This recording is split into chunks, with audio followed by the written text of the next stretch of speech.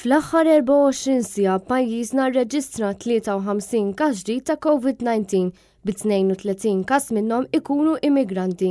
Dan fil-waqt li fiequ 87 persuna. Fil-waqt li dawn il-każi ġodda għadhom qed jiġu investigati mill-każi tal-ħadd żewġ persuni huma qraba ta' każijiet pożittivi li diġà kienu konfermati. 2 huma persuni li kienu f'kuntatt dirett ma' persuni pożittivi, 4 ħadu dan il-virus minn fuq il-post tax-xogħol u 4 każi ttieħdu waqt attivitajiet soċjali. Il-bqija tal-każi huma kollha sporadiċi hekk kif ma ngħatat ebda informazzjoni dwar minn fejn ħadu dan il-virus.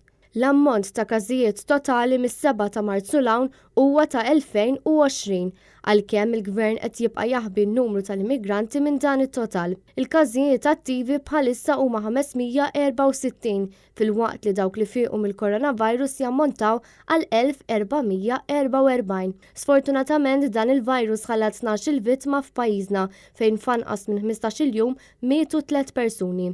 L-aħħar żewġ timwiet seħħew fit-tmiem il-ġimgħa f'temp ta' 24 siegħa.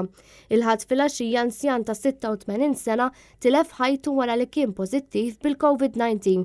Fil-waqt li s-sibt tħabbret il-mewt ta' anzjana ta' 86 sena. Hija kienet ir-riżultat fi pożittiva l-COVID-19 nhar 18 ta' Awwissu u kienet rikoverata fit-taqsima tal-kura intensiva fl-isptar Mater Dei.